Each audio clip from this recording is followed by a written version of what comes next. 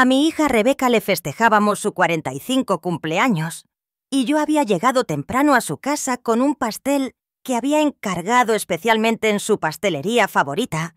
Costó 2000 pesos, pero para mi única hija, nada era demasiado caro. Toqué a la puerta con una sonrisa, esperando ver su cara iluminarse como cuando era una niña. Pero cuando la abrió, su expresión fue de total fastidio. «¡Ay, eres tú!», murmuró sin siquiera mirarme a los ojos. «Feliz cumpleaños, mi amor», le dije, extendiéndole el pastel con las velas ya en su lugar. «Te traje tu pastel favorito de chocolate con fresas, igual que cuando eras niña». Rebeca suspiró profundamente como si mis presentes fueran una carga insoportable. «Mamá, necesitamos hablar», me dijo secamente, dejándome entrar sin siquiera un gracias por el pastel. Nos sentamos en la sala de su hermosa casa, una casa que yo había financiado por completo cuando ella y David se casaron. Habían sido 500.000 pesos que había sacado de mis ahorros de toda la vida, dinero que había ahorrado peso por peso, trabajando turnos dobles como enfermera durante 40 años. «¿Sabes, mamá?», Rebeca comenzó con esa voz fría que había desarrollado en los últimos años.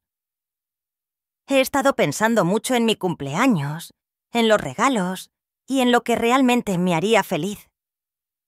Asentí con entusiasmo. «Claro, mi amor. Dime qué quieres y te lo consigo. ¿Un viaje, alguna joya, tal vez ese auto nuevo que mencionaste?». Rebeca me miró directamente a los ojos y lo que vi allí me heló hasta los huesos. Era puro desprecio. «Lo único que me encantaría como regalo de cumpleaños», dijo lentamente, saboreando cada palabra, «es que te murieras». El mundo se detuvo. Literalmente sentí como si alguien me hubiera arrancado el corazón del pecho. Sus palabras resonaron en mis oídos como un eco interminable. Mi hija, mi propia hija, había deseado mi muerte como regalo de cumpleaños. «¿Qué? ¿Qué acabas de decir?», logré susurrar, sintiendo que las lágrimas se acumulaban en mis ojos. «Me oíste», continuó con una frialdad que me cortó como cuchillos. «Estoy harta de ti, mamá. Harta de tus constantes llamadas, de tus visitas inesperadas, de que siempre estés aquí molestándome. Mi vida sería mucho más fácil y feliz si simplemente desaparecieras». Mis manos temblaban incontrolablemente. 72 años de vida, 45 años de ser su madre. Y nunca, jamás, pensé que escucharía esas palabras salir de su boca. «Rebeca», logré decir entre sollozos, «soy tu madre. Te he dado todo. Lo he sacrificado todo por ti». «Exacto», interrumpió, levantándose del sofá. «Y por eso me estás asfixiando. No puedo respirar con tu constante presencia. Necesito libertad. Necesito que me dejes vivir mi vida sin tu drama y tus necesidades emocionales». El pastel de 2000 pesos todavía estaba en mis manos, las velas comenzando a derretirse. Todo lo que había soñado para ese día, abrazos, risas, tal vez una cena familiar, se desvaneció como humo. «Pero, mi amor», intenté una vez más, «solo quiero estar cerca de ti, ser parte de tu vida. Eres todo lo que tengo». «Y ese es exactamente el problema», respondió cruzando los brazos. «El hecho de que soy todo lo que tienes. Vete a hacer una vida propia y déjame en paz». Me levanté del sofá, con las piernas temblando, cargando ese pastel que ahora se sentía como una burla. «No puedo creer que me estés diciendo esto», murmuré, «después de todo lo que he hecho por ti». «¿Todo lo que has hecho?», se rió con sarcasmo. «Mamá, todo lo que has hecho ha sido para tu propio beneficio, para sentirte necesaria, para tener control sobre mi vida. Pero ya no soy una niña pequeña». Caminé hacia la puerta, sintiendo como si cada paso me estuviera costando años de vida. Al llegar al umbral, me volteé una última vez, esperando ver algo de arrepentimiento en sus ojos, alguna señal de la dulce niña que una vez fue. Pero solo vi impaciencia. Impaciencia para que me fuera, y así ella pudiera finalmente celebrar su cumpleaños sin la molestia que yo representaba. «Feliz cumpleaños, Rebeca», murmuré. Y salí de esa casa, cerrando la puerta detrás de mí. En ese momento no sabía que sería la última vez que entraría en esa casa como la madre que había sacrificado todo. Porque lo que mi hija no sabía era que acababa de despertar algo en mí que había estado dormido por décadas. Llegué a mi pequeño departamento con las piernas temblando y el corazón destrozado. El pastel de 2000 pesos terminó en la basura. Las velas derretidas un reflejo de las lágrimas que no dejaban de caer. Me senté en mi viejo sofá, el mismo sofá donde había amamantado a Rebeca de bebé, donde le había leído cuentos por años, donde había llorado lágrimas de felicidad cada vez que me llamaba mamá. ¿Cómo había terminado aquí?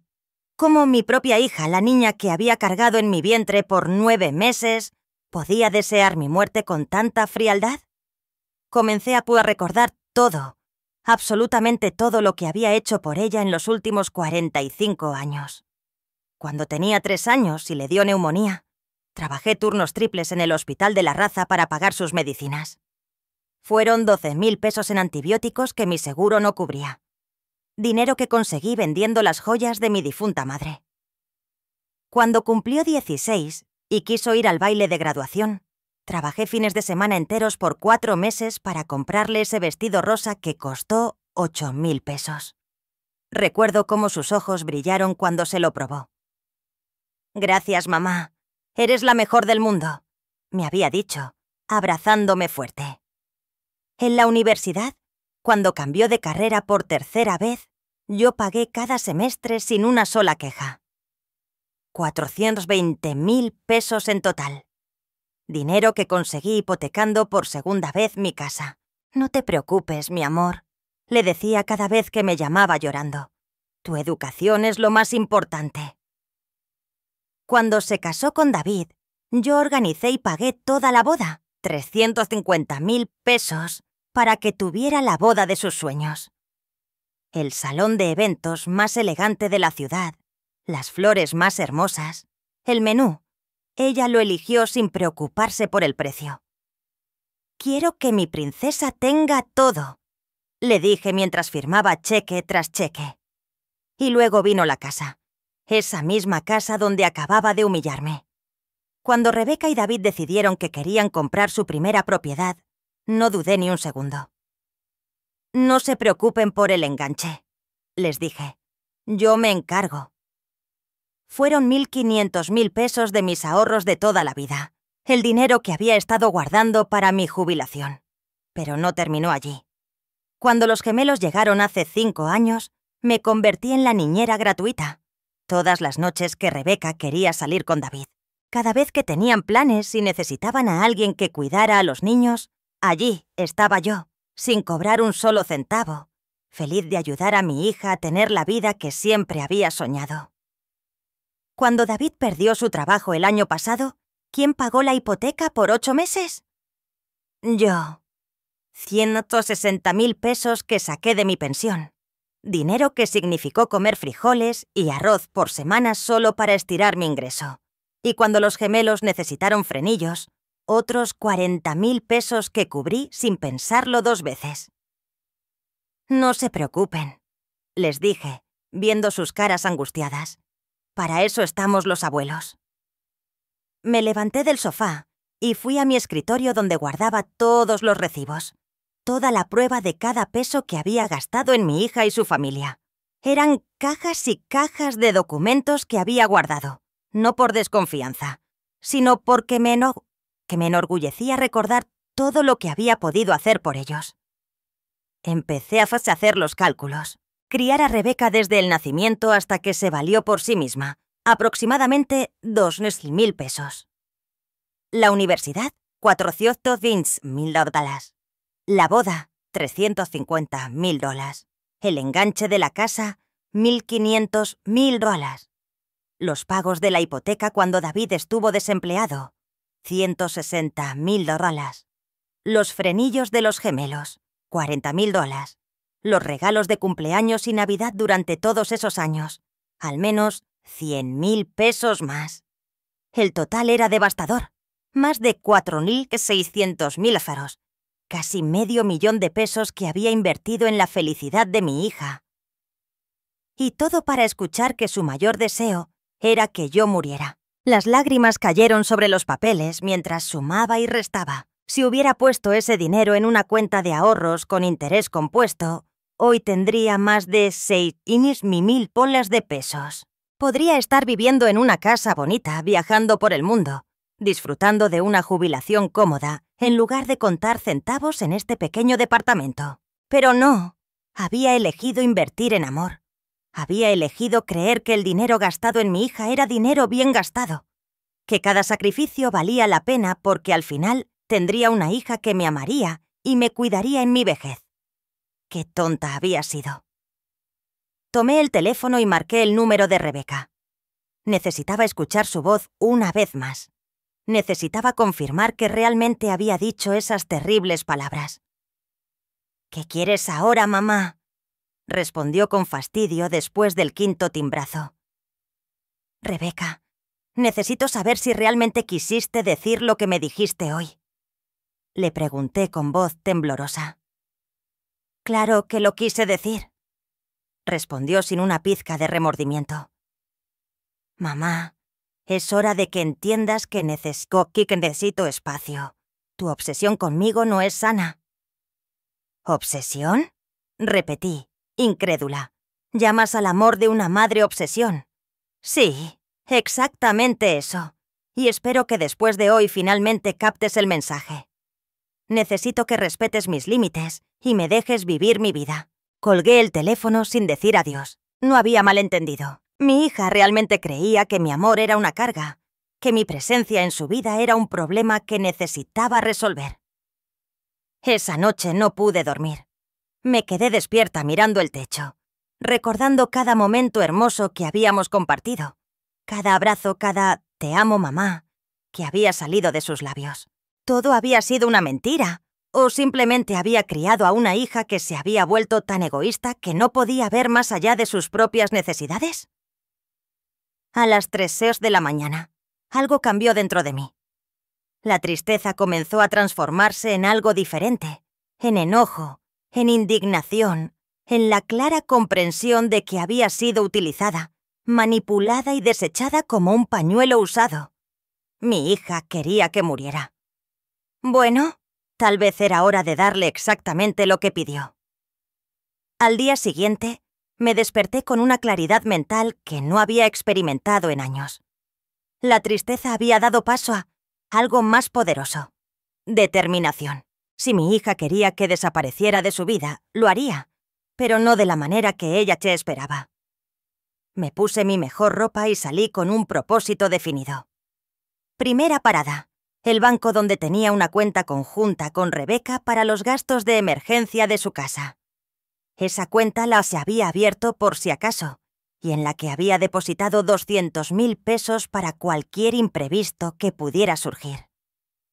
«Buenos días, señora López», me saludó el gerente, el señor Martínez, quien me conocía desde hace años.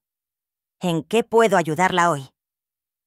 «Quiero cerrar la cuenta conjunta número 487-2891», dije con una sonrisa que él interpretó como amabilidad, pero que en realidad era pura venganza.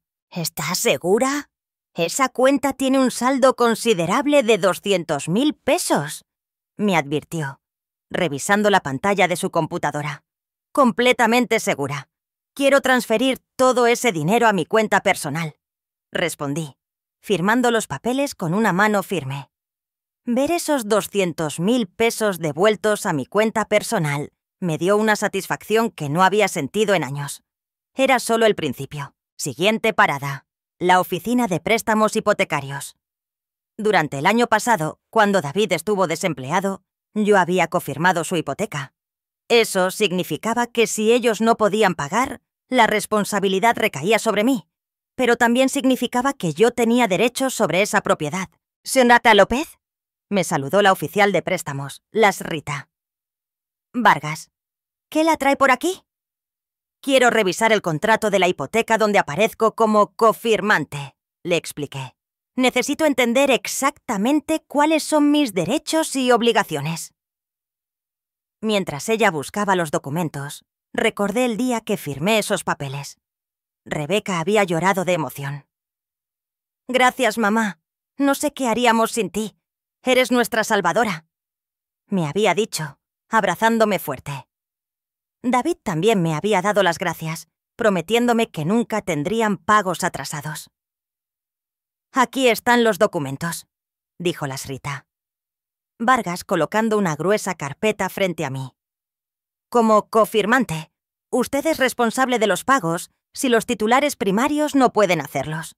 Pero también tiene el derecho de reclamar la propiedad si cree que los deudores no podrán cumplir con sus obligaciones». «Exacto», completé, examinando los papeles con cuidado. «¿Hay algún problema con los pagos?», preguntó con preocupación profesional. «Estoy evaluando la situación», respondí, guardando una copia de todos los documentos en mi bolsa. ¿Qué tendría que hacer si decidiera ejercer mis derechos como cofirmante?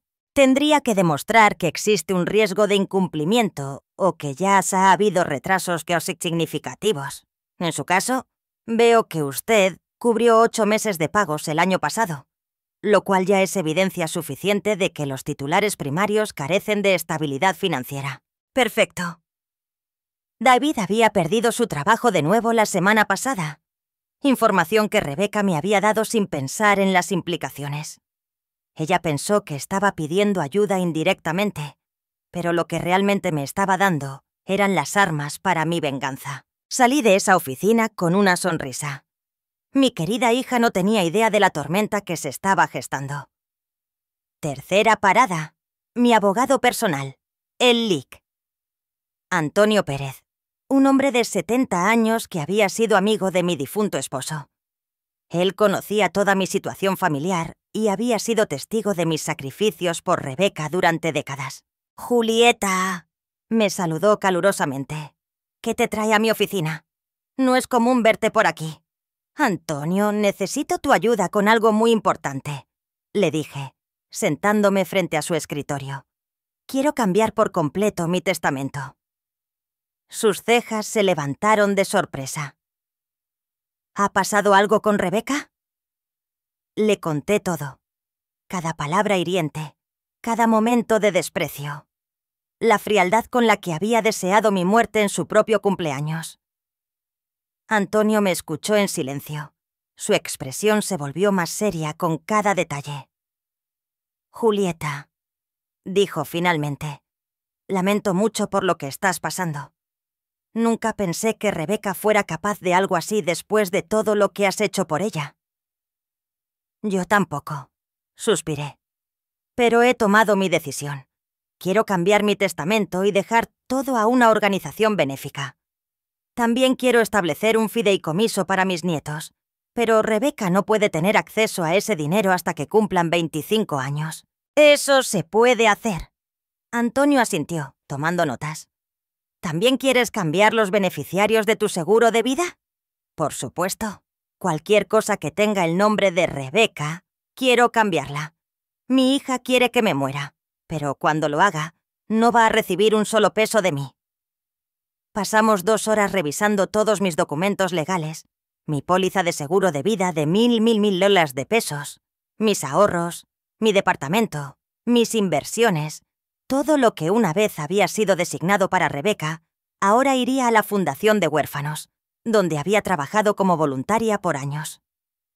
«Hay algo más», dije cuando estábamos terminando. «Quiero que prepares todos los documentos para reclamar la casa donde vive Rebeca. Como cofirmante de la hipoteca tengo derechos, y su esposo acaba de perder su trabajo de nuevo». Los ojos de Antonio se iluminaron con comprensión. «Ahora veo a dónde vas con todo esto. ¿Estás segura de querer ir tan lejos?». «Completamente segura», respondí con una determinación que me sorprendió incluso a mí misma. «Mi hija me dijo que su vida sería más fácil si desaparecía. Bueno, voy a desaparecer, pero primero me aseguraré de que entienda exactamente lo que significa vivir sin mí y sin todo lo que he hecho por ella». Cuando salí de la oficina de Antonio ya era de noche. Caminé por las calles de mi colonia sintiéndome renovada, como si me hubiera despertado de un sueño muy largo. Durante 45 años había vivido para Rebeca. Había sacrificado mis propios sueños y deseos para darle todo lo que quería, pero ya no más. Volví a mi departamento y me serví una copa de vino, algo que no había hecho en años. Brindar por mí misma era algo completamente nuevo, pero se sentía increíblemente liberador. Saqué mi teléfono y marqué un número que había guardado hace meses, pero que nunca me había atrevido a usar. Era para una agencia de viajes que se especializaba en paquetes para jubilados que ofrecía vivir en el extranjero. «Buenas noches, soy Julieta Sánchez», dije cuando contestaron. Vi su promoción sobre vivir en España. ¿Podría enviarme información completa? «Claro que sí, señora Sánchez. España es un destino muy popular entre nuestros clientes. Tenemos varios programas desde estancias temporales hasta residencia permanente. ¿Qué tipo de información necesita?» «Todo», respondí sin dudar. «Quiero saber todo sobre cómo una persona de 72 años puede comenzar una nueva vida en España». Después de colgar, me paré en la ventana mirando la ciudad donde había vivido toda mi vida. Pronto, todo esto sería solo un recuerdo. Mi hija Ka había pedido mi desaparición como regalo de cumpleaños, y yo se lo iba a conceder de la manera más espectacular posible. Lo que Rebeca no sabía era que su deseo estaba a punto de convertirse en su peor pesadilla. Los siguientes días fueron una montaña rusa de emociones y preparaciones secretas. Cada mañana me despertaba con una mezcla de dolor y determinación que me empujaba hacia adelante con mi plan. Era como si hubiera despertado de un largo letargo, donde solo había vivido para complacer a mi hija y ahora finalmente estaba viviendo para mí. El miércoles por la mañana, mi teléfono sonó. Era Rebeca. Por un momento mi corazón se aceleró, pensando que tal vez ella había recapacitado, que podría disculparse por las terribles palabras que había dicho. Qué ingenua todavía era. «Mamá», dijo con esa voz fría que había adoptado últimamente. «Necesito que me hagas un favor». Ni siquiera un «hola» o «¿cómo estás?» Fue directo al grano, como si yo fuera su asistente personal. «¿Qué necesitas?», pregunté, curiosa por ver hasta dónde llegaba su audacia. «Los gemelos tienen una presentación en la escuela el viernes, y David y yo tenemos una cena de trabajo importante. ¿Podrías cuidarlos esa noche?». La ironía era deliciosa. La misma mujer que había deseado mi muerte como regalo de cumpleaños ahora me estaba pidiendo que cuidara a sus hijos como si nada hubiera pasado, como si yo fuera un recurso disponible 24/7. «No puedo», respondí simplemente. «¿Cómo que no puedes?», preguntó con genuina sorpresa. Evidentemente no estaba acostumbrada a que yo le dijera que no. «Tengo otros planes», mentí con una sonrisa que ella no podía ver. «¿Qué planes puedes tener?», preguntó con ese tono condescendiente que me lastimaba profundamente. Como si a los 72 años no tuviera derecho a tener una vida propia. «Planes que no te incumben», respondí, manteniendo la calma. «Busca otra niñera». «Pero mamá, no puedo conseguir una niñera con tan poca antelación. Además, ¿desde cuándo me cobras por cuidar a tus propios nietos?». Ahí estaba, la manipulación emocional que había usado conmigo por años. Pero esta vez no funcionaría. «Desde que me dijiste que tu mayor regalo sería que me muriera», le respondí con frialdad. «Si quieres que desaparezca de tu vida, estoy comenzando ahora». Hubo un largo silencio al otro lado de la línea. Finalmente Rebeca soltó una risa sarcástica. «¿En serio me vas a castigar como si fueras una niña chiquita?», dijo. Pensé que después de unos días el drama terminaría. «No es drama, Rebeca. Es respeto por tu deseo. Querías que desapareciera, así que eso es lo que haré». «Bien», dijo con fastidio. «Si quieres ser así de infantil es tu problema, pero no vengas a llorar después cuando te sientas sola». Colgó sin decir adiós. «Perfecto.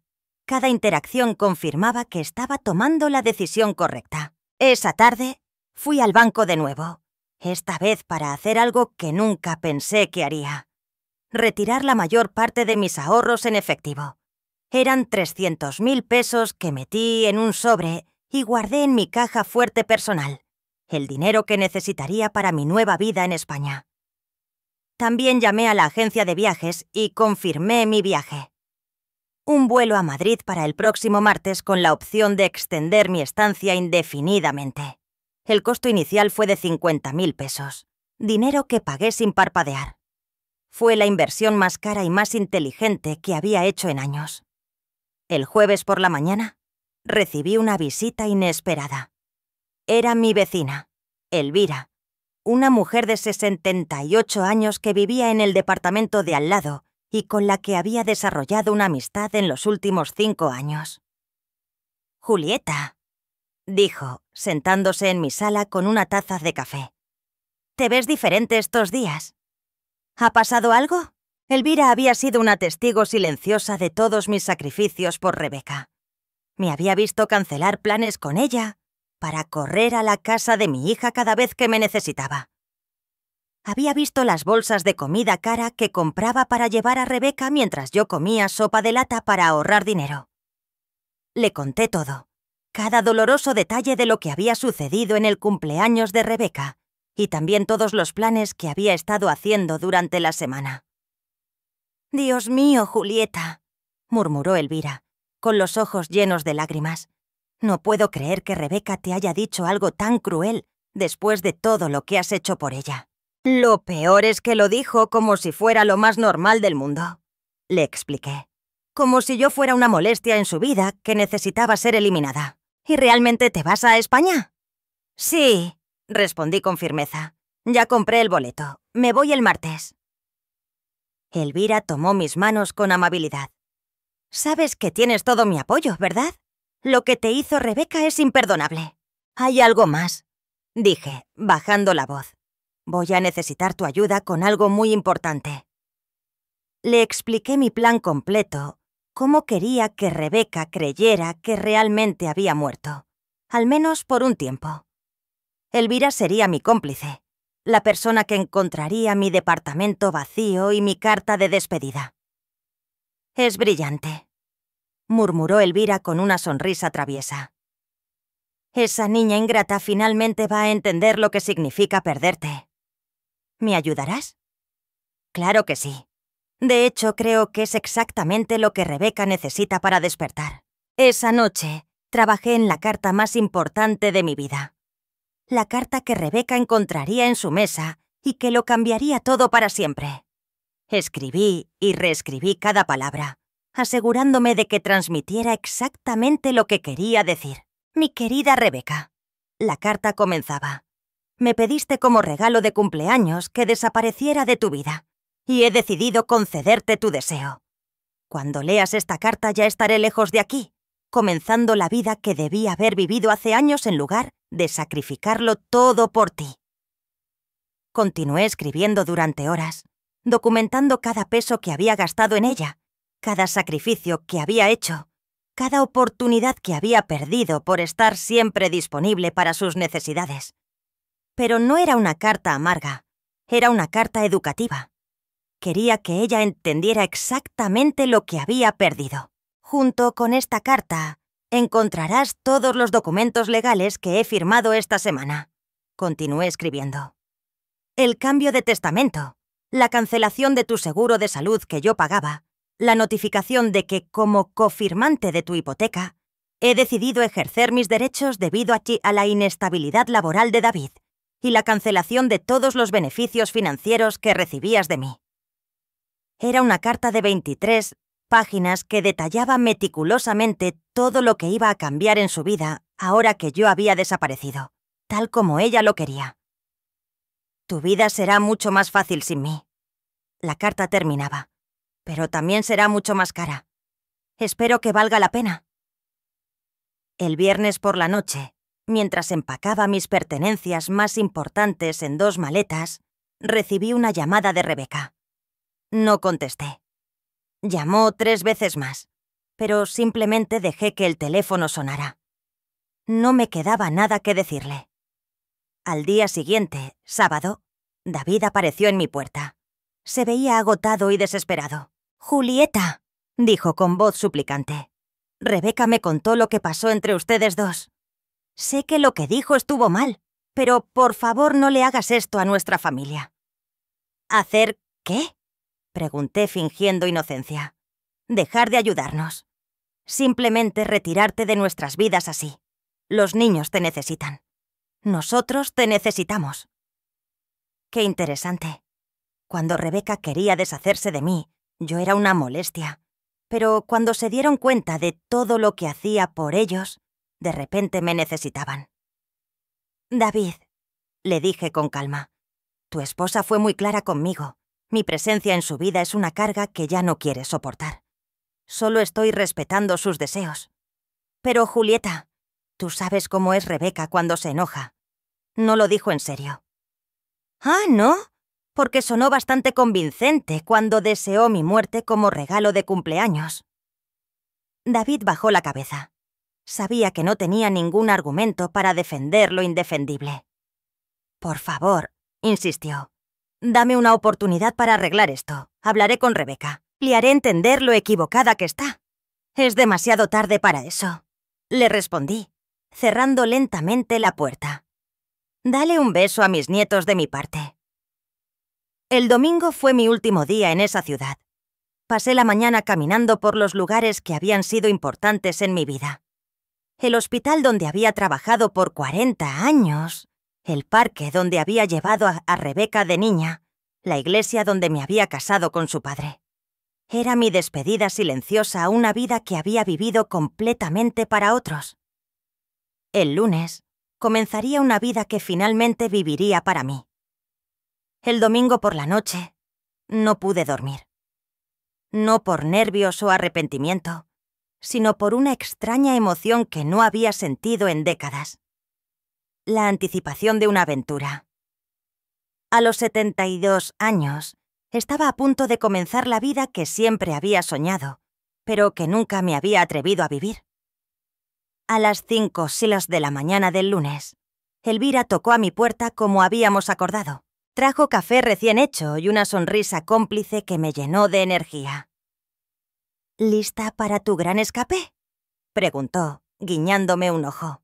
«Más que lista», respondí, cargando mis 2 maletas hacia la puerta. «¿Tienes las llaves de repuesto de mi departamento?». «Aquí están», dijo, mostrándome el juego de llaves que le había dado la noche anterior. «Y también tengo la carta para Rebeca y todos los documentos legales que vas a dejar en su mesa». Habíamos planeado todo meticulosamente.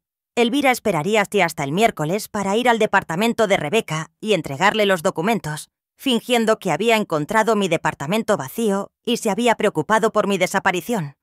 Sería ella quien le daría la noticia a Rebeca de que yo me había ido para siempre. «Recuerda», le dije mientras llamábamos un taxi, «tienes que actuar muy preocupada.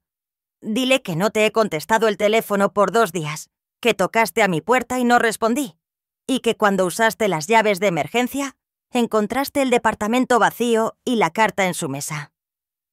«No te preocupes, Julieta. Fui maestra de teatro por 30 años. Va a ser la actuación de mi vida», me dijo Elvira con una sonrisa traviesa. El taxi llegó puntualmente a las 6:08 de la mañana. Mientras cargaban mis maletas, le eché un último vistazo a mi departamento. Había vivido allí por 15 años, pero extrañamente no sentí nostalgia. Era como si finalmente me estuviera liberando de una prisión que yo misma había construido. «¿Al aeropuerto?», preguntó el taxista. «Al aeropuerto», confirmé, y sentí como si esas 2 palabras marcaran el comienzo de mi nueva existencia. Durante el viaje de 40 minutos pensé en todo lo que estaba dejando atrás. Mi trabajo voluntario en el hospital, mis rutinas diarias, la constante preocupación por Rebeca y sus problemas. Pero también pensé en todo lo que me esperaba. La libertad de tomar mis propias decisiones, de gastar mi dinero en mí, de vivir sin el constante peso de las demandas emocionales de mi hija. En el aeropuerto, mientras esperaba mi vuelo, recibí 3 llamadas de Rebeca que no contesté. Luego llegó un mensaje de texto. «Mamá, estás siendo ridícula. Los niños están preguntando por ti. Llámame». Borré el mensaje sin responder. Era fascinante cómo ahora que no estaba disponible 24/7, de repente me necesitaba. El vuelo a Madrid fue largo pero tranquilo. Por primera vez en años nadie sabía dónde estaba. Nadie podía llamarme para pedirme favores, dinero o tiempo. Era una sensación embriagadora de libertad que no había experimentado desde antes de convertirme en madre. Durante el viaje de 12 horas, escribí en mi diario todo lo que había sucedido en la última semana. Cada detalle, cada emoción, cada decisión que me había llevado a ese momento. Quería recordar exactamente lo que se sentía al liberarse de una relación tóxica.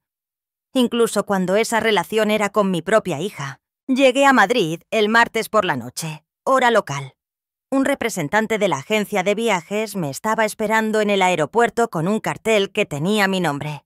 Era un joven amable llamado Carlos que hablaba español perfecto. «Señora Sánchez», me saludó con una sonrisa genuina.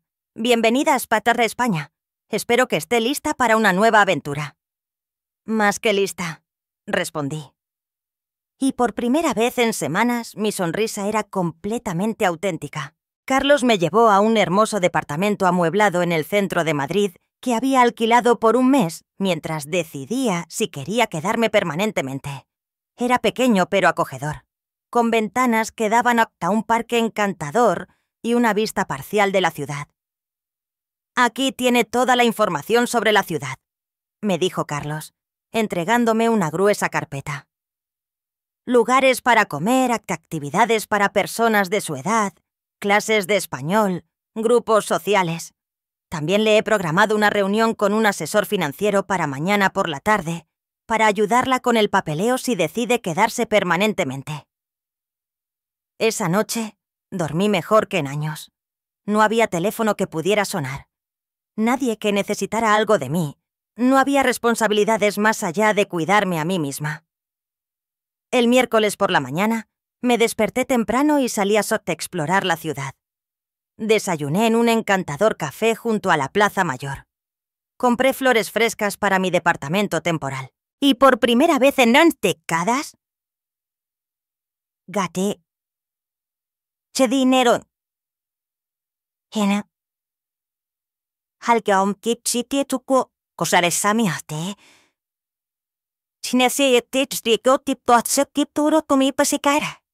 Un hermoso pañuelo de seda que costó 1000 pesos. Lo compré simplemente porque me gustó sin preocuparme por el precio o si ese dinero podría ser mejor invertido en las necesidades de mi hija. Mientras caminaba por las calles de Madrid, calculé mentalmente cuánto dinero había gastado en Rebeca solo en los últimos 5 años. Entre los pagos de la hipoteca cuando David estuvo desempleado, los frenillos de los gemelos, los regalos constantes, la gasolina para ir a cuidar a los niños, la comida que siempre llevaba cuando la visitaba, habían sido al menos 500.000 pesos. 500.000 pesos que podría haber usado para viajar por el mundo, para vivir cómodamente, para cumplir los sueños que había pospuesto por décadas. En cambio, se lo había dado a una hija que consideraba mi amor una carga y mi presencia una molestia. A las 2:00 de la tarde, hora de Madrid, calculé que serían las 8:00 de la mañana en mi ciudad natal. Elvira se estaría preparando para ir al departamento de Rebeca para entregar la carta que lo cambiaría todo. Me senté en una banca junto al lago y esperé. Sabía que en unas horas mi teléfono comenzaría a sonar desesperadamente. Rebeca finalmente entendería lo que significaba perderme de verdad. A las 5:00 de la tarde, mi teléfono comenzó a vibrar. Era Rebeca. Dejé que sonara hasta que se detuvo. Inmediatamente volvió a sonar. De nuevo Rebeca. Esta vez contesté. «¡Mamá!», gritó con la voz entrecortada. «¿Dónde estás? Elvira vino a la casa con una carta tuya. Dijo que has desaparecido, ¿Qué está pasando? Hola, Rebeca, respondí con calma, disfrutando del lago español mientras hablaba. ¿Ya leíste la carta? Sí, la leí. ¿Estás loca? ¿Cómo pudiste hacernos esto? ¿Dónde estás? Estoy exactamente donde necesito estar, respondí. Lejos de ti tal como querías. Pero yo no quería esto. No quería que te fueras de verdad. Solo estaba enojada. No lo dije en serio. Ahí estaba. La táctica típica de Rebeca minimizando el daño que había causado, haciéndome sentir culpable por reaccionar a su crueldad. ¿No lo dijiste en serio cuando me dijiste que tu mayor deseo de cumpleaños era que me muriera? Le pregunté, porque sonaste bastante convincente. Fue solo... Estaba frustrada. David perdió su trabajo de nuevo. Los niños me están dando problemas en la escuela. Estoy muy estresada. No debí haberme desquitado contigo. Tienes razón. No debiste.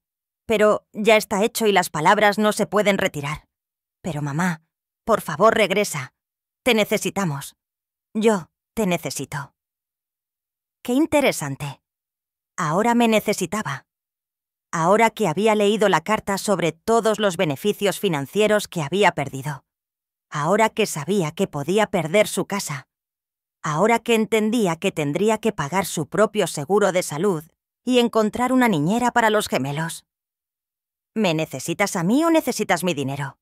Le pregunté directamente. Hubo un largo silencio al otro lado de la línea. Te necesito a ti, murmuró finalmente, pero su voz no sonó convincente. Rebeca, por 45 años viví para ti.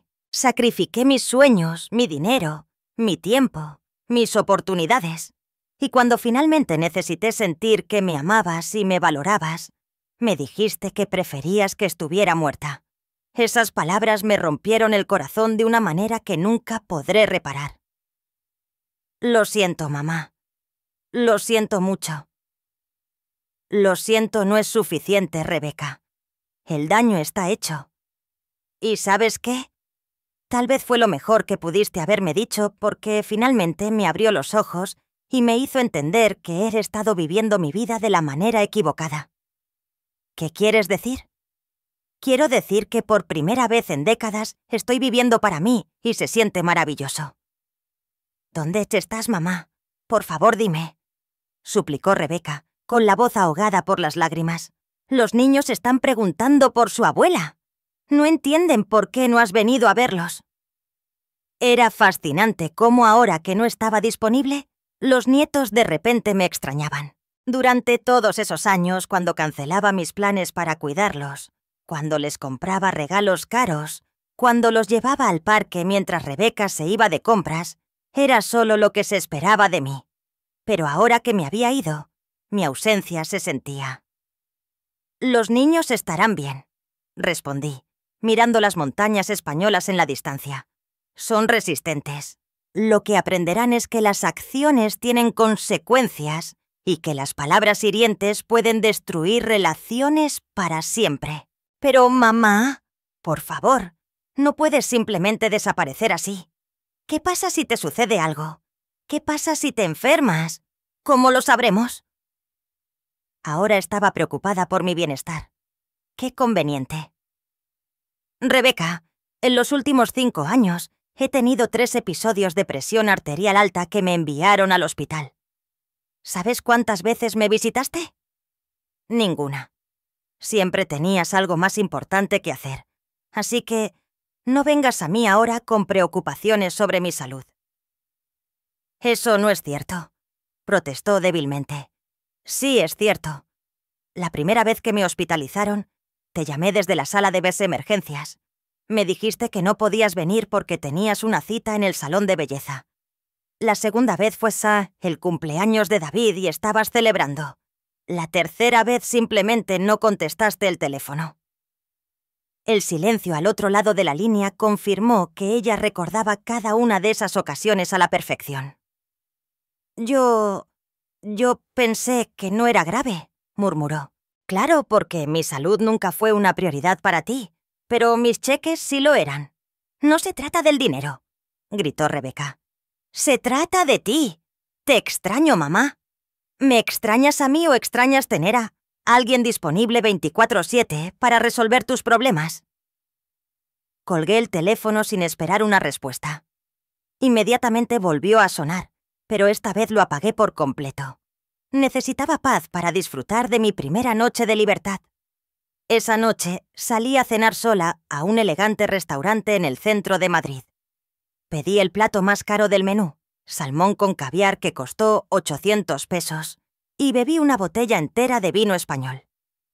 Hacía años que no me daba ese tipo de lujo, siempre pensando que el dinero podría ser útil para Rebeca.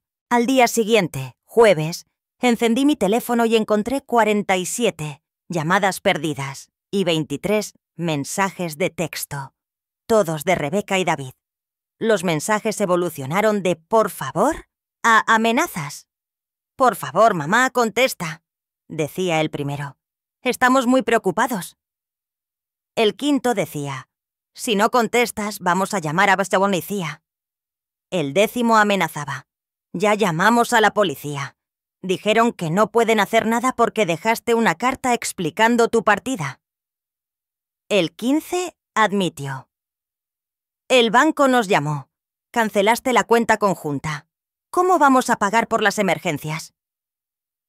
El 20 decía: «Fue hermoso ver cómo la preocupación por mi bienestar se convirtió rápidamente en pánico por las implicaciones financieras de mi ausencia».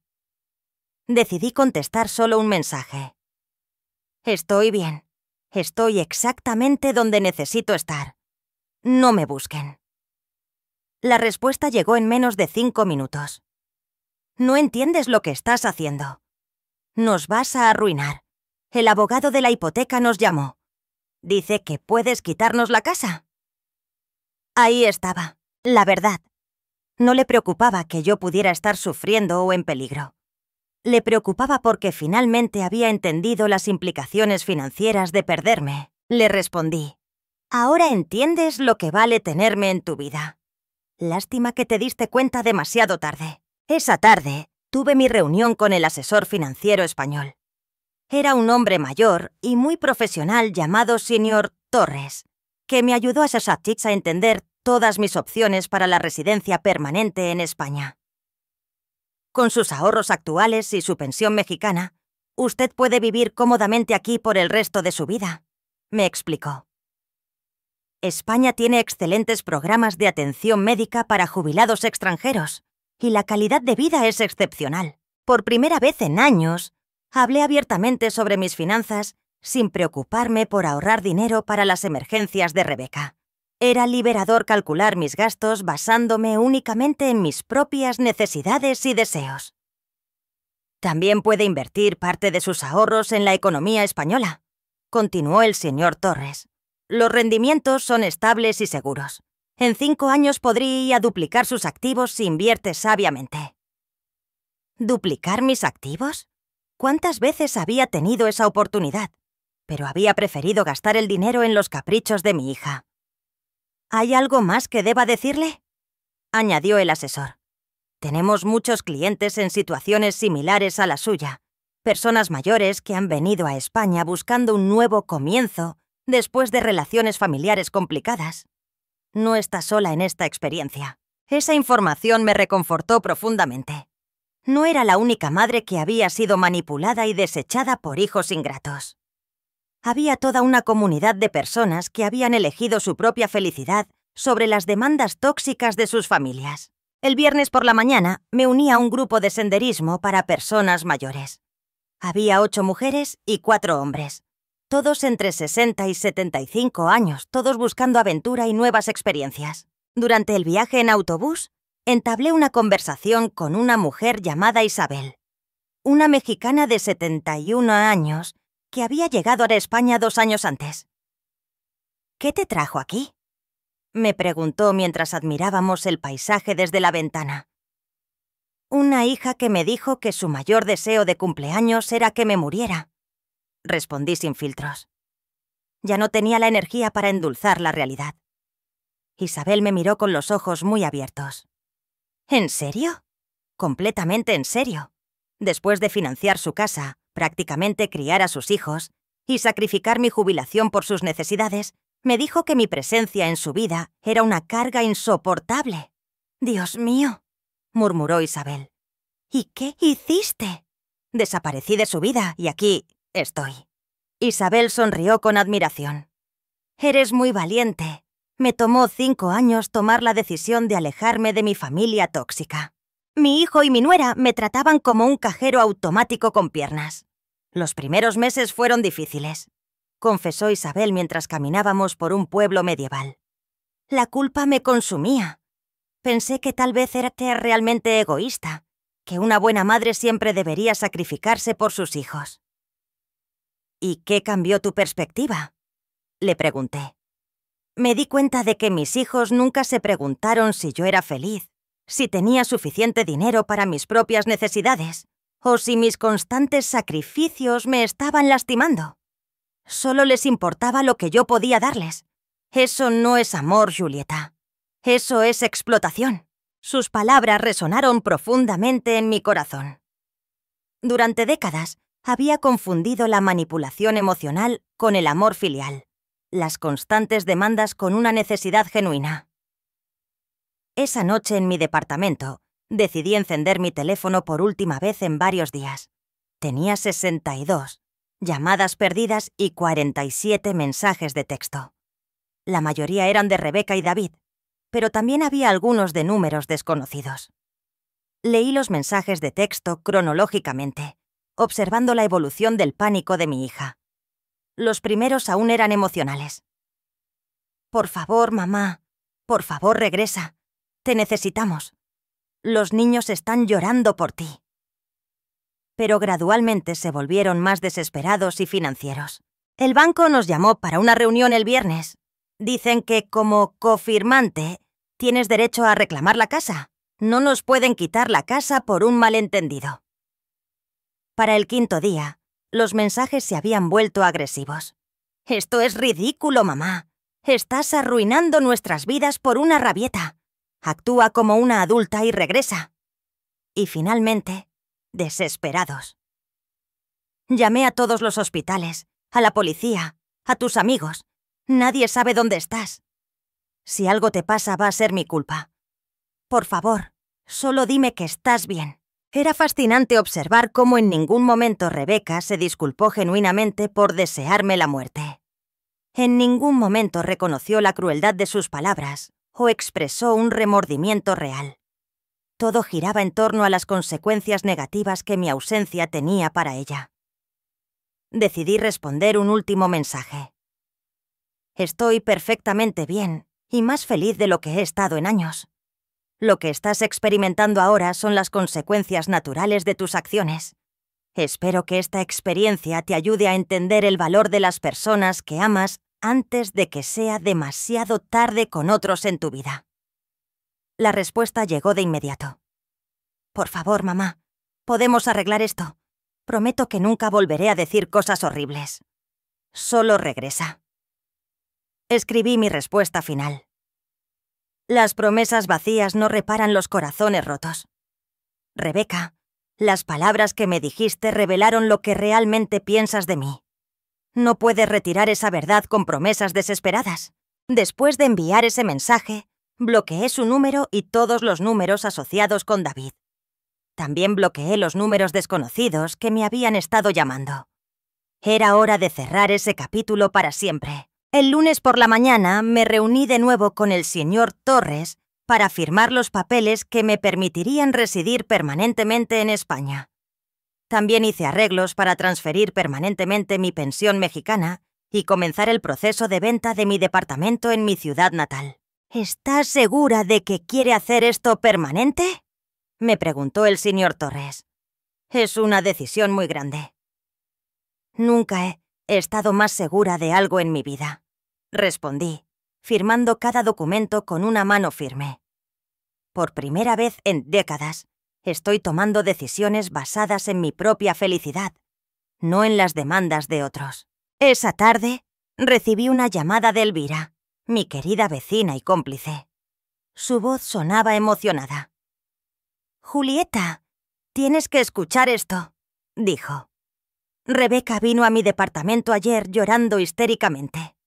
Me suplicó que te dijera que regresaras, que había sido un terrible malentendido. ¿Y qué le dijiste?, le pregunté. Le dije la verdad, que lo que te había dicho era imperdonable, y que si yo fuera tú, también habría desaparecido para siempre. Debiste haber visto su cara cuando se dio cuenta de que incluso sus vecinos sabían lo cruel que había sido contigo. ¿Mencionó algo sobre los problemas financieros?, pregunté con curiosidad. Oh, sí. Me dijo que sin tu ayuda no pueden pagar la hipoteca, que el banco los está presionando, que David no puede encontrar un trabajo estable y que los niños necesitan cosas para la escuela que no pueden permitirse. Básicamente se dio cuenta de todo lo que hacías por ellos cuando te perdió. Era exactamente lo que había esperado. No me extrañaba como persona. Extrañaba mi función como proveedora financiera y solucionadora de problemas. Elvira, le dije, cuando alguien pregunte por mí, especialmente Rebeca, quiero que les digas que estoy muerta para ellos porque en cierto sentido es verdad. La Julieta que se sacrificaba constantemente por una hija ingrata realmente murió en su cumpleaños. Lo entiendo perfectamente, respondió Elvira. ¿Y sabes qué? Creo que es la mejor muerte que pudiste haber elegido. 3 semanas después de mi llegada a España, mi nueva vida había tomado forma de maneras que nunca imaginé. Me había inscrito en clases de español 3 veces por semana. Había comenzado un curso de pintura de acuarela los martes y jueves y me había unido a CLA, un club de lectura para expatriados que se reunía los domingos. Por primera vez en décadas, mi calendario estaba lleno de actividades que yo había elegido. Actividades que me daban placer y crecimiento personal. Pero lo más sorprendente era el dinero. Sin las constantes demandas financieras de Rebeca, mis ahorros no solo se mantenían estables, sino que estaban creciendo. Las inversiones que había hecho con el señor Torres ya estaban mostrando rendimientos positivos, y por primera vez pude calcular mi futuro financiero basándome únicamente en mis propias necesidades. Ese jueves por la mañana, mientras desayunaba en mi café favorito junto al lago, recibí una llamada de un número internacional que no reconocí. Dudé en contestar, pero la curiosidad me pudo. ¿Será Julieta Sánchez?, preguntó una voz femenina con acento mexicano. Sí, soy yo. ¿Quién llama? Mi nombre es Sara Martínez. Soy trabajadora social en el Departamento de Servicios Familiares en su ciudad natal. Llamo porque hemos recibido una queja sobre su bienestar. Mi sangre se heló. ¿Una queja? ¿De qué tipo? Su hija, Rebeca Sánchez, presentó una queja alegando que usted podría estar sufriendo de demencia o deterioro cognitivo y que ha tomado decisiones financieras y de vida que la ponen en riesgo. Según ella, usted desapareció repentinamente y está viviendo en condiciones precarias en el extranjero. No podía creer lo que estaba escuchando. Rebeca había llegado al extremo de involucrar a los servicios sociales, inventando una enfermedad mental para invalidar mis decisiones y forzar mi regreso. «Señorita Martínez», respondí con voz firme. «No sufro de demencia o deterioro cognitivo. Estoy viviendo en España por mi propia elección en un departamento cómodo con excelente atención médica y en perfecta salud mental. Las acusaciones de mi hija son completamente falsas». «Entiendo su posición, señora Sánchez, pero necesitamos verificar su bienestar. ¿Sería posible coordinar una evaluación médica y psicológica a través del consulado mexicano en España?» «Claro que sí», respondí sin dudar. «Estoy dispuesta a someterme a cualquier evaluación que demuestre que estoy en perfecta salud mental y que mis decisiones han sido tomadas con total lucidez». Después de coordinar los detalles para la evaluación, colgué el teléfono, sintiendo una mezcla de rabia e incredulidad. Rebeca había cruzado una línea sin retorno. No solo me había deseado la muerte, sino que ahora estaba tratando de destruir mi credibilidad mental para recuperar el control sobre mi dinero y mi vida. Inmediatamente llamé a mi abogado, Antonio, de regreso en mi ciudad natal. «Julieta», me saludó con preocupación. «Me alegra escuchar tu voz. He tenido una semana muy interesante con tu hija». Me lo imagino. Acabo de hablar con los servicios sociales. Rebeca me está acusando de tener demencia. Eso no es todo, suspiró Antonio. También contrató a otro abogado para intentar impugnar todos los cambios legales que hiciste antes de irte. Ella alega que no estabas en tu sano juicio cuando los firmaste. ¿Puede hacer eso? Puede intentarlo, pero no tiene fundamentos legales sólidos. Tengo grabaciones de todas nuestras conversaciones donde tú demuestras claramente una lucidez total. Además, el hecho de que planeaste meticulosamente tu partida y estás viviendo de manera independiente en España contradice cualquier acusación de deterioro cognitivo. ¿Qué más estás haciendo?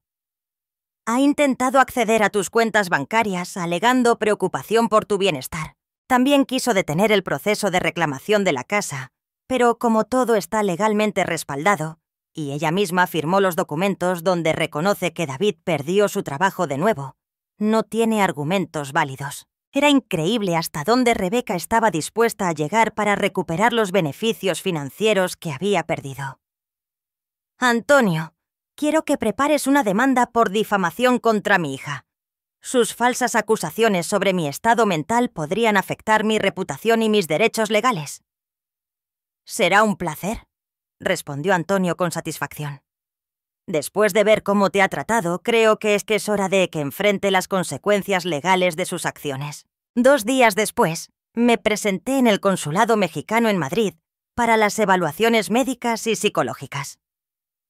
El doctor mexicano que me examinó era un hombre mayor y experimentado que inmediatamente entendió la situación. «Señora Sánchez», me dijo después de una exhaustiva evaluación de 3 horas, no solo está en perfecta salud mental, sino que las decisiones que ha tomado demuestran una lucidez y valentía admirables. Su hija claramente está intentando manipular el sistema legal para recuperar beneficios financieros. Eso quedará oficialmente documentado. Absolutamente. Enviaré un informe detallado a los servicios sociales explicando que sus acusaciones son infundadas y que usted está viviendo una vida independiente y saludable en España. Esa misma tarde, recibí una llamada de la trabajadora social. «Señora Sánchez, hemos recibido el informe médico del consulado. Es claro que las acusaciones de su hija son infundadas. Vamos a cerrar el caso y notificar a Rebeca que sus quejas no tuvieron fundamento». «Gracias», respondí. «¿Esto quedará en algún tipo de registro?» «Sí. Se documentará que presentó una queja falsa sobre el bienestar de un familiar, lo cual podría tener implicaciones legales si se repite». «Perfecto». Rebeca no solo había fallado en su intento de invalidar mis decisiones, sino que ahora tenía un registro oficial de haber presentado quejas falsas. Esa noche, decidí hacer algo que había estado posponiendo.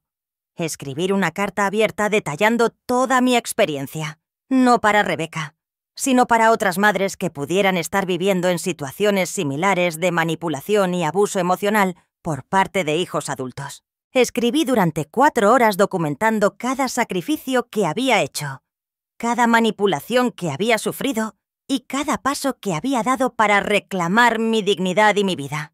Era una carta de 20 páginas que titulé «Cuando el amor de una madre se convierte en autodestrucción. Mi historia de liberación a los 72». Decidí enviar la carta a un blog en línea que había descubierto que se especializaba en historias de mujeres mayores que habían encontrado el coraje para cambiar radicalmente sus vidas. Una semana después, recibí una respuesta entusiasta del editor. «Julieta», escribió, «tu historia es poderosa e inspiradora. Hemos recibido cientos de comentarios de mujeres que se identifican por completo con tu experiencia. ¿Estarías dispuesta a participar en una entrevista en video para nuestro canal de YouTube?» Acepté de inmediato. Era hora de usar mi experiencia para ayudar a otras mujeres que estaban atrapadas en dinámicas familiares tóxicas. La entrevista se publicó 2 semanas después y rápidamente se volvió viral. Miles de mujeres compartieron historias similares de hijos adultos que las manipulaban emocionalmente y las explotaban financieramente. Los comentarios eran un catálogo de dolor y reconocimiento. «Mi hijo de 40 años vive en mi casa en Mocosulásala, no paga renta, y me grita cuando le pido que busque trabajo». escribió una mujer. Mi hija solo me llama cuando necesita dinero para sus vacaciones, pero nunca tiene tiempo para visitarme cuando estoy enferma, compartió otra. Pensé que era la única madre que se sentía usada por sus propios hijos, confesó una tercera. Pero lo más impactante vino una semana después de que se publicara la entrevista. Recibí un correo electrónico de una dirección que reconocí de inmediato. Era de David, mi exyerno. Julieta, escribió. Vi tu entrevista en YouTube. Necesito que sepas que estoy completamente de acuerdo contigo. Lo que Rebeca te dijo fue imperdonable.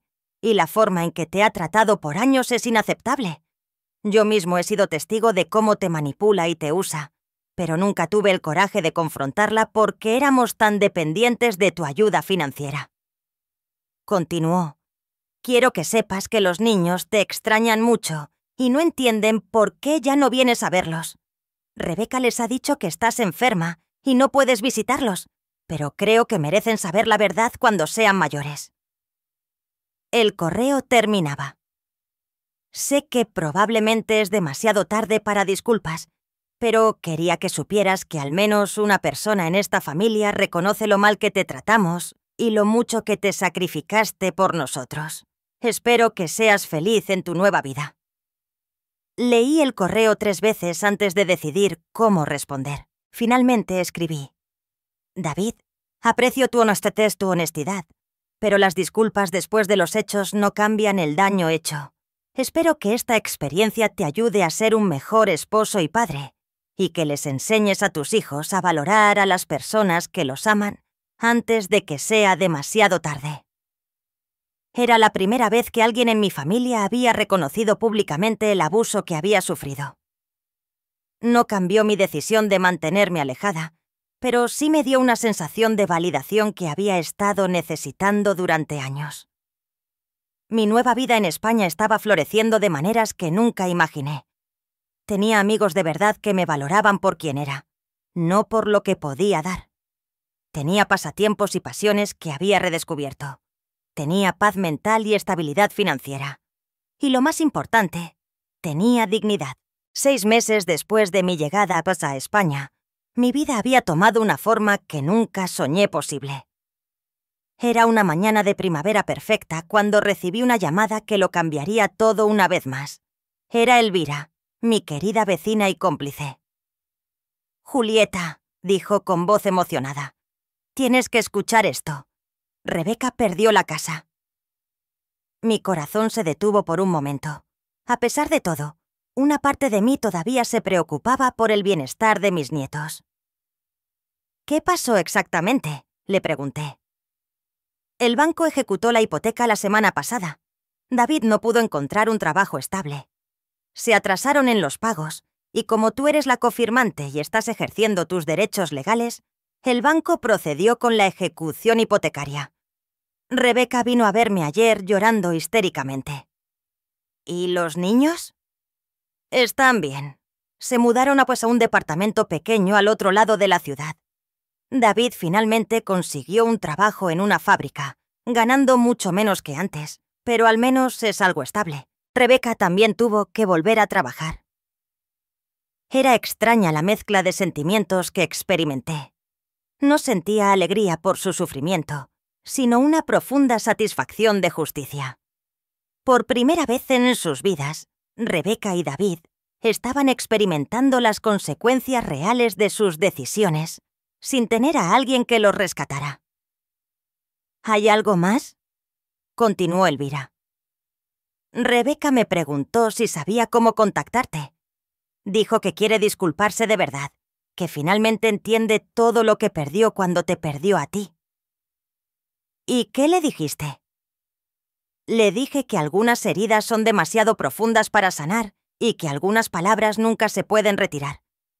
También le dije que tú estás floreciendo en tu nueva vida y que probablemente es mejor para ambas que ella no intente contactarte». Elvira tenía razón. En estos 6 meses había construido una paz interior que no quería arriesgar por promesas vacías de una hija que había demostrado repetidamente que solo me valoraba cuando me necesitaba. Ya. Esa tarde recibí una llamada inesperada de mi abogado, Antonio. «Julieta, Tengo algunas noticias interesantes, dijo. La casa de Rebeca finalmente ha sido vendida por el banco, y como tú eras la cofirmante, tienes derecho a recuperar tu inversión inicial de 1.500.000 pesos más los intereses acumulados. ¿Cuánto es eso en total? 1.850.000 pesos. El banco ya aprobó la transferencia. El dinero estará en tu cuenta española la próxima semana. Era increíble. No solo había recuperado mi inversión original, sino que había ganado 350.000 pesos adicionales. Dinero que se habría perdido para siempre si hubiera seguido siendo la madre siempre sacrificada. También hay algo más, continuó Antonio. Tu departamento en tu ciudad natal finalmente se vendió. Después de comisiones y gastos, la cantidad neta es de 950.000 pesos. En total, estaba recibiendo casi 3.000 de pesos en activos que había dado por perdidos. Con mis ahorros existentes y las inversiones que había hecho en España, mi patrimonio neto total ahora superaba los 5.000 de pesos. A los 72 años, era más rica de lo que nunca había sido en mi vida. Esa noche, lo celebré en mi restaurante favorito junto al lago. Pedí champán español y brindé por la mujer valiente que tuvo el coraje de comenzar de nuevo cuando todo parecía perdido. Mientras cenaba, pensé en todo el viaje. Había comenzado este viaje como una madre rota y humillada, devastada por las crueles palabras de una hija ingrata. Pero ahora era una mujer independiente, financieramente estable, rodeada de amigos genuinos y viviendo la vida que siempre había soñado. Al día siguiente, decidí hacer algo que había estado considerando durante semanas: escribir un libro completo sobre mi experiencia. No solo mi historia, sino una guía práctica para otras madres que estuvieran atrapadas en relaciones familiares tóxicas.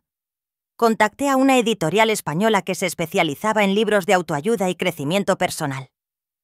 La editora, una mujer llamada Berta, se interesó de inmediato. «Julieta», me dijo durante nuestra reunión, «tu historia toca un tema que afecta a millones de mujeres, pero del que rara vez se habla abiertamente. El abuso emocional por parte de hijos adultos es un problema epidémico que necesita ser expuesto». Pasé los siguientes 3 meses escribiendo «Cuando el amor duele», liberándose del abuso emocional familiar después de los 70. El libro documentó no solo mi experiencia personal, sino también estrategias prácticas para reconocer la manipulación, establecer límites saludables y encontrar el coraje para priorizar el propio bienestar. El libro se publicó 8 meses después y se convirtió en un bestseller en varios países europeos. Las cartas que recibí de las lectoras eran increíbles. Mujeres de todo el mundo me escribieron contándome cómo mi historia les había dado el coraje para hacer cambios radicales en sus propias vidas. Leí tu libro y finalmente entendí que no soy una mala madre por negarme a seguir financiando la irresponsabilidad de mi hijo de 35 años, escribió una mujer de España. Tu historia me ayudó a entender que el verdadero amor no requiere la autodestrucción, me escribió Carmen de México. Después de leer tu libro, vendí mi casa grande y me mudé a un departamento pequeño que puedo pagar sin depender de la ayuda de mis hijos. Por primera vez en años duermo en paz, compartió Rosa de Argentina. Pero lo más impactante llegó un año después de la publicación del libro. Recibí un correo electrónico de una joven madre llamada Andrea. «Sora Sánchez», escribió, «tengo 30 años y una madre de 65 años que ha sacrificado toda su vida por mí y mis hermanos. Después de leer su libro, me di cuenta de que la estamos tratando exactamente como Rebeca la trató a usted. Su historia me abrió los ojos y me hizo entender que estaba repitiendo un patrón tóxico que podría destruir mi relación con mi madre para siempre. Llamé a mi mamá y le pedí perdón por todos los años de darla por sentado. También le dije que quiero ayudarla a cumplir sus propios sueños en lugar de esperar que ella siempre esté disponible para los míos. Gracias por ayudarme a ti a entender esto antes de que fuera demasiado tarde». Esa carta me hizo llorar de alegría. Mi dolor había servido para evitar que otras familias pasaran por la misma destrucción. 2 años después de mi llegada a España, recibí una carta física en mi buzón. La letra en el sobre era familiar, pero no pude ubicarla de inmediato. Cuando la abrí, mi corazón se detuvo. Era de mis nietos, ahora de 12 años. Querida abuela Julieta, escribieron con letra de niño. Papá nos contó la verdad sobre por qué te fuiste. Nos dijo que mamá te dijo cosas muy feas y que por eso decidiste empezar una nueva vida lejos de nosotros. Queremos que sepas que te extrañamos mucho y que entendemos por qué te fuiste. También queremos que sepas que estamos orgullosos de ti por ser tan valiente. Cuando seamos mayores, nos gustaría visitarte en España si quieres que lo hagamos. Te queremos, abuela. La carta estaba firmada por ambos gemelos. Incluía dibujos que habían hecho de mí viviendo felizmente en las montañas españolas. Lloré durante 1 hora después de leer esa carta, no de tristeza, sino por la comprensión de que mi decisión de preservar mi dignidad había sido la correcta, incluso si significaba alejarme de las personas que amaba. Decidí escribirles de vuelta. Mis queridísimos nietos, escribí. Sus palabras son el regalo más hermoso que he recibido en años. Los amo profundamente y siempre lo haré, sin importar la distancia. Cuando sean mayores y puedan tomar sus propias decisiones, las puertas de mi corazón y de mi hogar siempre estarán abiertas para ustedes. Hasta entonces, quiero que sepan que su abuela está viviendo una vida plena y feliz, rodeada de belleza y paz. Guarden este amor que sienten por mí, pero también aprendan de esta experiencia.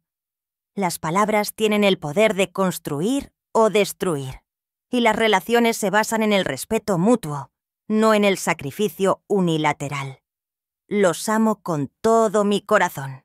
Hoy, 3 años después de ese terrible cumpleaños que cambió mi vida para siempre, estoy sentada en mi balcón en Madrid, mirando las montañas mientras escribo las últimas líneas de mi historia. Tengo 75 años con activos de más de $6.000 de pesos. Un libro bestseller, queridos amigos de todo el mundo, y una paz interior que nunca pensé que volvería a experimentar. Rebeca me pidió como regalo de cumpleaños que desapareciera de su vida. Le concedí ese deseo de la manera más espectacular posible. Lo que ella nunca calculó fue que al perderme no solo perdió a una madre que la amaba incondicionalmente, sino que también perdió a la persona que había mantenido su mundo financiero estable durante décadas. Mi desaparición fue mi regalo para ella. Mi nueva vida fue mi regalo para mí, y valió cada lágrima, cada sacrificio y cada momento de dolor que me trajo aquí. Porque a veces la única manera de salvarse es tener el coraje de perderse por completo para renacer como la persona que siempre debiste ser. ¿Les gustó mi historia y de qué ciudad me escuchan? En los comentarios nos vemos. Si te gustó la historia, puedes apoyarme enviando un súper gracias para que pueda seguir trayendo más historias como esta. Muchas gracias por su dulce apoyo. Espero con ansias sus comentarios sobre la historia. En la pantalla pueden ver 2 nuevas historias de vida que les recomiendo mucho. Hay mucho más en mi canal. No se olviden de suscribirse. Nos vemos en la próxima historia de vida. Con amor y respeto.